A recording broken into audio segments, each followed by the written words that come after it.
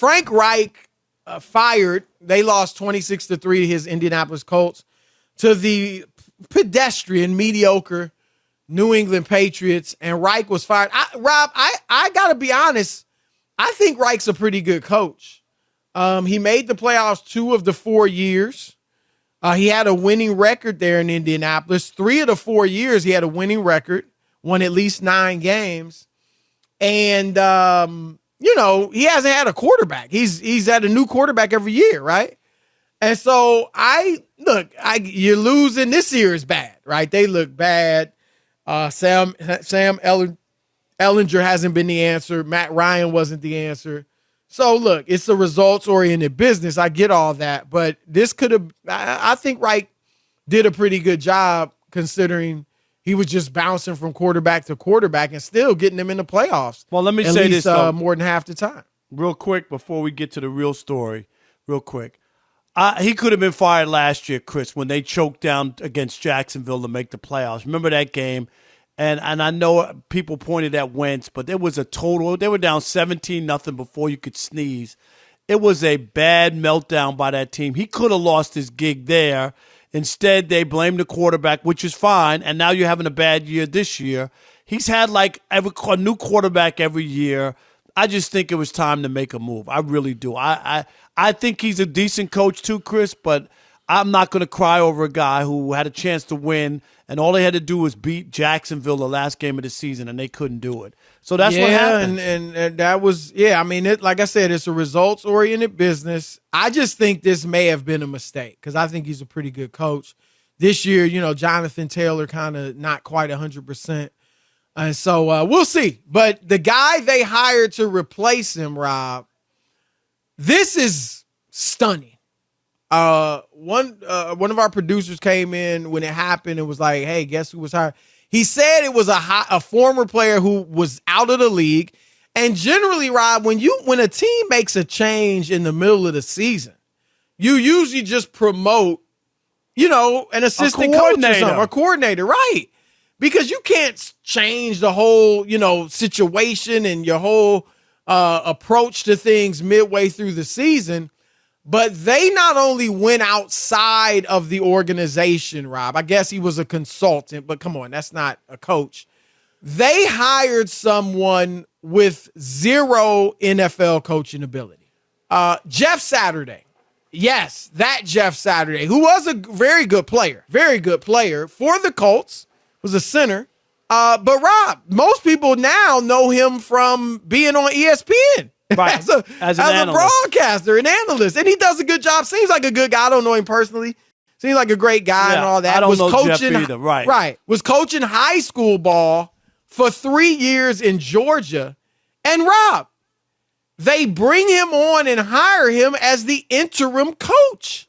Chris. And my guess is this, Rob, that I'm sure my guess, Rob, could disagree if you do. Let me know. I think their goal is for him to become the permanent head coach. I think they're bringing him in now to let him create a culture, see what players he likes and doesn't like, what he thinks needs to be done, and then hire him, to coach going forward. That's my guess, because I don't understand why else you would bring in a guy at this point in the season. I know I could be wrong, Chris, but what are your thoughts? Just a blatant slap in the face to every minority coach in the NFL that's put in their due, Chris, became coordinators, did all the grunt work, everything they told you need to do in order to get an opportunity. And for them to go out and hire Jeff Saturday out of nowhere with no experience is totally uncalled for. He's unqualified. He does not deserve this job. This is the ultimate white privilege for me. It just is. Because when you name me a black coach with no experience, Chris, who has gotten this kind of opportunity, then I'll stand down and I'll wait because there is none. And I just think it's wrong. It's the worst message. Eric Bieniemy is still looking for a job, can't get one as a head coach. And it's more than just him. Byron, you just said it. It's more than just him, Chris. I just gave you the obvious. There are more guys who are putting time and effort and energy looking for their opportunity. Let them have the last 10 weeks, Chris, and see if they have an opportunity to turn things around.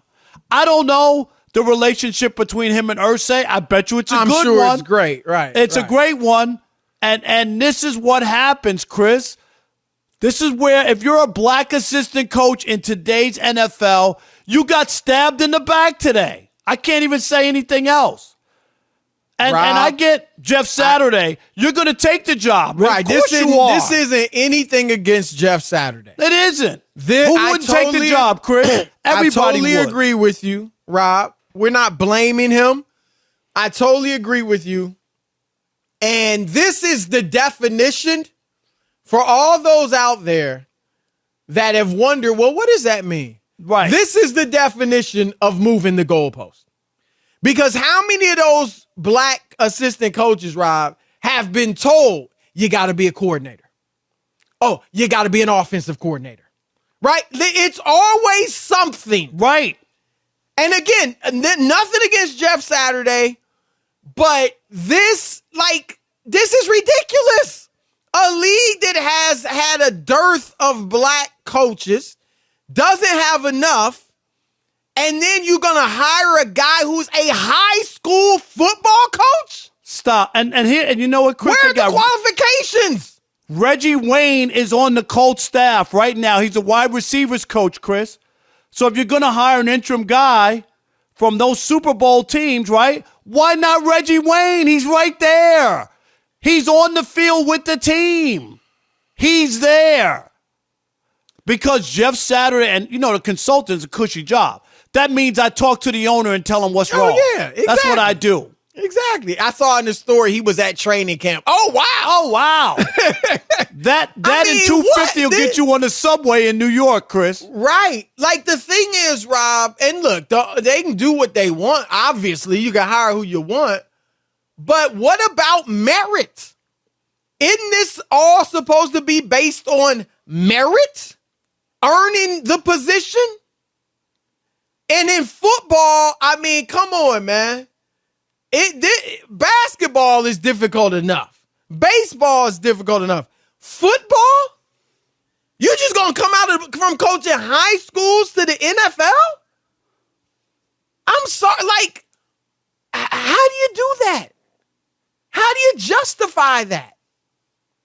Other than it is a good old boy type hiring. That's all it is, Rob. What else can we possibly think, Chris? And if I'm and if I'm Brian Flores, I say Exhibit A. Y'all want to cash me out now? Y'all want to cash me out now? Or we want to go to court. Brian Flores, Rob, was not only an NFL coach, he was a darn good one. Right. He was winning with the team that wasn't even trying to win. And they got rid of him. And Chris, this is just what a slap in the face.